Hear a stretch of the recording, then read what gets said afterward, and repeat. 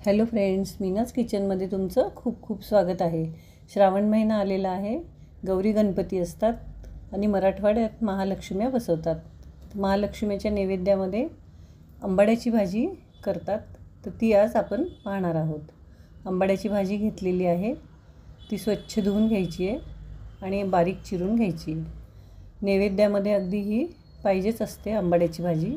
16 भाज्यांची एक भाजी करतात, आंबाड्याची भाजी, पंचामृत असं बरेच प्रकार देवाला करत असतात देवीसाठी। तर ही आपण पाण्यामध्ये उकळून घ्यायची आहे।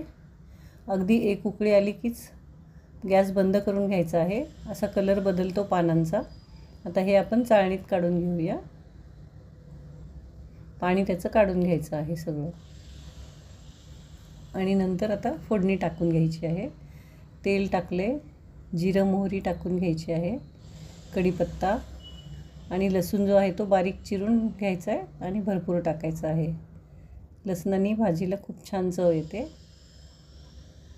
आंबाड्याची भाजी थोडीशी आंबट असते, त्यामुळे आपण ती उकडून घेतलेली आहे।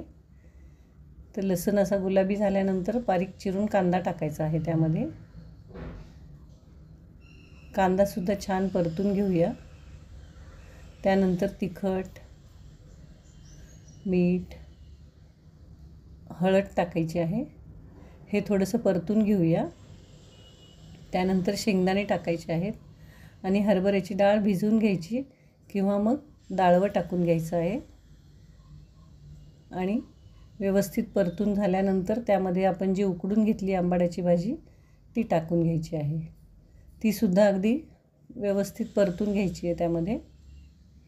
आणि आंबाड्याची भाजी थोडीशी आंबट असते, त्यामुळे गुळाचा खडा टाकायचा आहे चवीप्रमाणे आणि नंतर पाणी टाकून घ्यायचं आहे।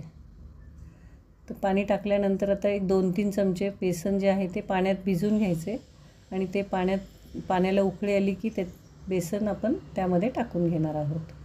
बेसन टाकल्यामुळे भाजी जी आहे ती एकजीव होते आणि टेस्ट पण छान लागते। तर अशी ही आंबाड्याची भाजी तयार झालेली आहे। आता आपण त्याच्यावर फोडणी टाकून घेणार आहोत। पातळ भाजीवर कुठल्याही वरून फोडणी टाकली की टेस्ट छान येते त्याची। तेल टाकलेलं आहे, जिरे मोहरी टाकून घेऊया। थोडासा बारीक लसूण टाकायचा आहे, हिंग टाकायचं आहे आणि 2-3 सुक्या लाल मिरच्या ज्या आहेत त्या टाकून घ्यायच्या आहेत।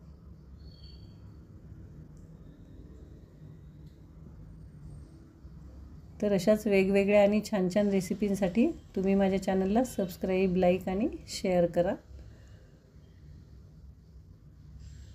फोडणी छान तयार झालेली आहे, भाजीवर टाकून घेऊया। थोडीशी कोथिंबीर टाकून घेऊन आता ही नैवेद्याच्या पानात वाढण्यासाठी आपली भाजी तयार झालेली आहे।